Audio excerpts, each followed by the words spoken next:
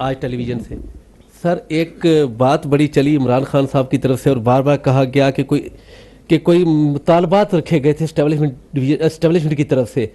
आया एस्टेब्लिशमेंट ने कोई मुतालबा रखे थे, और अगर कोई रखे थे तो वो क्या मुतालबात थे? कि अगर इमरान खान के सामने कोई मुतालबा रखे हुकूमत के हवाले से और दूसरे के जो भी पोलिटिकल सूरत हाल थी उस हवाले से सर मुतालबात ये ऑप्शन कोई वो कह रहे थे कि जी अच्छा 3 ऑप्शन।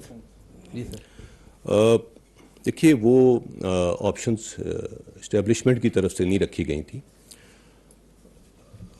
प्राइम मिनिस्टर्स ऑफिस की तरफ से चीफ ऑफ आर्मी स्टाफ को अप्रोच किया गया था कि जब ये डेडलॉक बरकरार था कि इसमें कोई बीच बचाव की बात करें।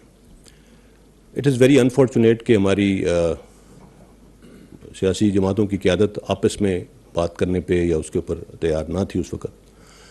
सो आर्मी चीफ और DGI भी उसमें गए PM ऑफिस, वहाँ पे उनके साथ जो उनके मुख्तलिफ और रफ़क़ा थे उनके साथ बैठ के वहीं पे ये 3 सिनेरियोज़ डिस्कस हुए कि क्या क्या हो सकता है।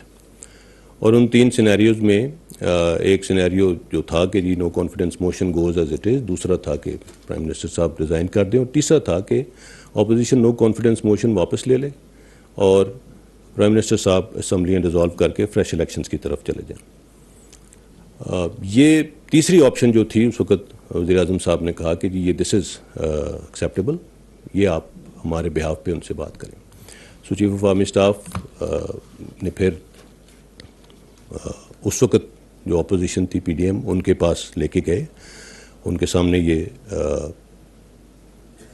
गुजारिश रखी और उसके ऊपर सरासल बहस के बाद उन्होंने कहा कि जी हम इस तरह का कोई कदम अब नहीं करेंगे, we will go as we want, as we have planned, and that is it. कोई ऑप्शन इस्टेब्लिशमेंट की तरफ से ना दिया गया ना सामने रखा गया। ठीक है।